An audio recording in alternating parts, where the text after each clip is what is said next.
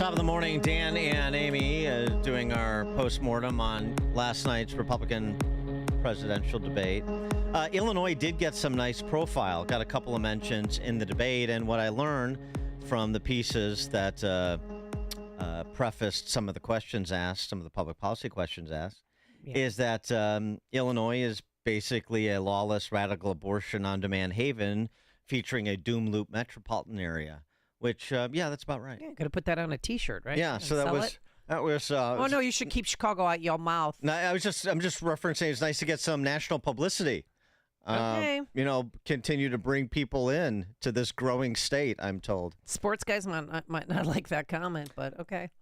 Trump on Tucker. We haven't gotten any of that yet, and there's a fun Q&As. I mean, just my favorite part of the interview.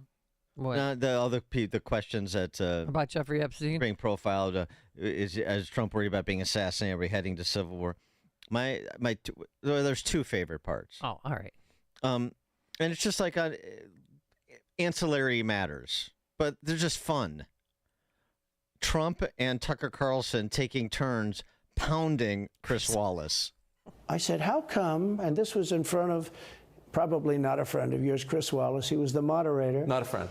I said, why is it he wants to be Mike, but he doesn't have the talent? It's one of those bitchy little man. He wanted to be his father, but he didn't have the talent of his father was great. He's a little fussy man. His father interviewed me in 60 Minutes. It was actually a 10. Can you believe it? No, I totally. His father had talent, at least. I may have been the only guy that he gave a good 60 Minutes to. He was rough. Really? His father was tough. He was great, though. He was great at what he did. But and then Trump just goes Chris on Wallace. to, they're talking about Wallace protecting Biden in the debate, and he raised the issue of Hunter Biden being paid millions of dollars from the mayor, the Moscow mayor's wife, and hey, that's out of bounds. This has nothing to do with the campaign. Well, Chris Wallace, does it have anything to do with the campaign now? It's fun, but the Wallace and Tucker chiming in on Chris Wallace is fun. He's been set free to say things about Chris Wallace. Also, Trump on Kamala Harris. Did you catch that one? No. Another good one. She speaks in rhyme. It's weird. It's weird. But she has bad moments. And in rhyme? What do you... Well, the way she talks, the bus will go here and then the bus will go there because that's what buses do. It's weird. The whole thing is weird. This is not a president of the United States future. Oh, that is great. I was phrasing the wheels on the bus go round. And... he's right, though. That may have been the line of the night. The bus will go here. The bus will go there. Because that's where buses That's go. what buses do. They go here and they go there. Explaining AI to us. All right, for more on this from the ground, perspective on who was there and who wasn't. Jeanne Ives, former state rep, co-founder of Breakthrough Ideas, and host of The Real Story, Sundays on these airwaves, 7 to 9 p.m. Jeanne, thanks for joining us. Appreciate it. Well, thanks for having me on. By the way, congratulations. I heard that you're going to be awarded the Freedom Prize by the Heartland Institute. Oh. Yes, I'm just amazed. I'm honored and humbled, actually. So very good, very good. Piling up the accolades. All right, Jeanne, you were there.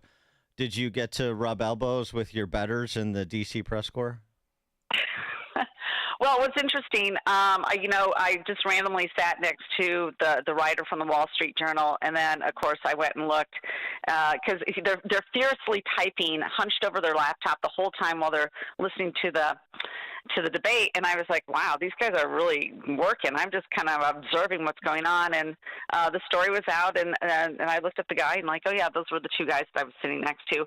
But I thought was interesting is they had foreign correspondents there, and I went up to the Japanese man who was there reporting on the debate, and I said, well, what do you think? What do you guys want to hear tonight? And he was a little bit hesitant to tell me, but he's like, we're concerned about, obviously, foreign policy. I said, is there meaningful tension in Japan over what's happening in China? He said, absolutely.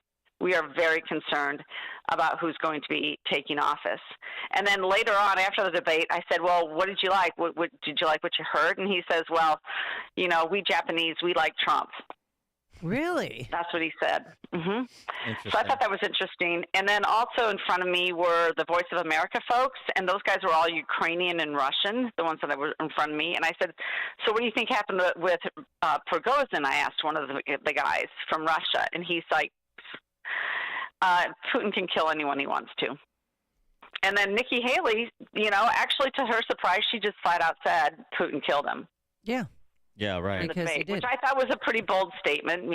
She didn't. Yeah, I mean, it's bold, but it's also sort of obvious. Obvious. That's a very strange coincidence of that guy's plane going down after the conflict he got into with Putin. Yeah, I just waited 3 weeks. So was there a clear victor in your mind last night's debate?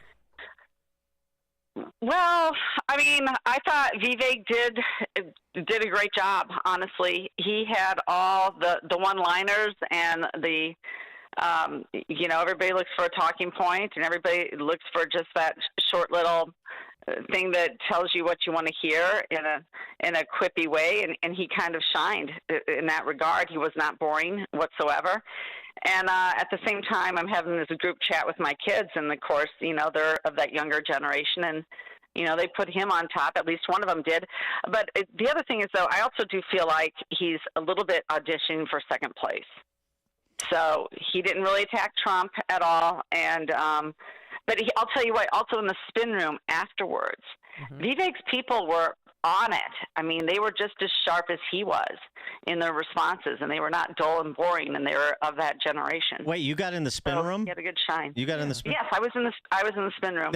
You did better than Donald Trump Jr. He couldn't get into the spin room. No, and in fact, I saw him. Yeah, he was just in the media area, and I walked over like, what's that gaggle over there? Oh, it's Don Jr. And Candace Owens was there. Lots of people were there. I talked to Chip Roy. Chip Roy was there for DeSantis, so it was interesting. I know you're a fan of DeSantis as well. What was your assessment of his performance? Because he's sort of getting mixed reviews. I thought he had a couple of moments, particularly, not being afraid to call out the moderators when they ask a supercilious question like, raise your hand if you believe climate change is real. It's just we're not going to do that. Grade school. That's not what we do. That's what these mindless drones on the other side do. That was a good moment. He had a couple other good moments, but mixed reviews. Did he do enough to re-energize support, do you think? I am a fan of Governor DeSantis, but I think that there were some missed opportunities, and I really didn't like his answer. We just need to look forward when it came up to the Trump question. We need to look forward. Well, actually, no. We have a lot of stuff we need to look in the rearview mirror and solve and clean up, and people want accountability, and I wanted to hear something about that. I also felt like there was so many good things for him to talk about. Like he should have said, look, are you kidding me? A hurricane comes through, we rebuilt the road in 2 weeks. We have a $20 billion surplus, compared to Illinois. I mean, we're a joke. With New York, he should have talked about his comparison of the Florida budget to New York and what he's done. He just, there was some opportunities for him to really talk about his record. And I wish that had come out. I wish, too, when talking about the border, he'd say, these illegals and these migrants that are coming here, we can't handle the load, so we sent them to Martha's Vineyard. That's something that Dan mentioned yesterday. Just, so that everybody can experience the pain that Texas and Arizona is getting. Or Chris Christie's whole thing, I was a governor of a blue state and, all this stuff. Well, really, DeSantis barely won, and then won by 20%. Well, how did he do that? It's not like Florida was this flaming red state when he first got elected. He should have just brought that up. DeSantis, too, on the border. I mean, he is aggressive there, and he said something I'm surprised isn't getting more discussion, which he repeated at the debate, something he said previously, that he would send special forces into Mexico to try to defenestrate the cartels. Well, that's interesting, but now it prompts other considerations. Would you send special forces to Beijing to try to interrupt the fentanyl producers there? I know we do these things, but are we at a point now where we're going to say them out loud? Because violating another country's sovereignty is is a bit of a complicated thing, and I'm not saying it's necessarily wrong or that it's not a worthy policy position to take, but it certainly, I think, would prompt more discussion than it's prompting, and it seems to me that it's indicative that of sort of DeSantis's perceived lethargy electorally. Yeah, at the same time, I didn't think that was a well thought out answer myself. At the same time, I also thought that Vivek at times just came off as flippant and just, everything can happen just because you say it and you've said the words. I will say this: I went up to Vivek's surrogate. He was there a little bit later in the spin room, and then he was just obviously mobbed. But I said, you know what? One of my concerns is COVID, and honestly, I didn't check his record, but I don't know what he said about COVID, and I don't mean in 2021. When it was comfortable, or even late 2020. I want to know what he said in June of 2020, because even by then, we knew that we were getting scammed by people in authority. And so that's a big discussion point for me, is how did you react in the moment? And they didn't want to answer that question. What about Senator Tim Scott? Were her surrogates out there? Were they being effective? Was he being open to the media after the event? He had some surrogates out there, and it's funny because the people that were in the spin room supporting their candidates were very similar to the candidate themselves, and so just a little bit more understated, I would say. Yeah. The responses. Yeah. I mean, by the way, Vivek, he does have some questions to answer on COVID. It's good that you brought that up, because I believe he called the mask mandates sensible at least in the early stages. And so, what he said along the way, to the extent he said anything, and where he pivoted to and when that pivot happened, those are legitimate questions. There's also things, too, that are problematic for him that certainly are going to spark a lot of discussion if he became a real threat to the nomination. Like, for example, the citizenship test you need to pass to vote if you're under 20, if you're 18 to 21 years old. How that's going to be received as a poll tax, and that is not going to be received well. Not to mention, why 18 to 21?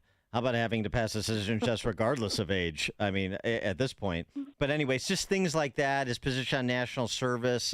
There's some things where you start to kick the tires. He's going to have more explaining to do. But just in terms of strategically, as I was saying earlier, he had a plan, and I think he executed it well for maximum benefit. If anybody pops from last night's debate, I would expect it to be Vivek. I agree with that. Mm-hmm. What about Nikki Haley? Because I thought that she was the winner. I thought she was polished. She was ready for the debate stage. She was strong on foreign policy and education. I love the part when she said that she'll make sure no men ever use the women's locker rooms. But then we had one caller in that said that how did he describe her? That she was, kind of being loud. But I thought everybody at one point in time was being a little loud and disrespectful of each other. What did you think?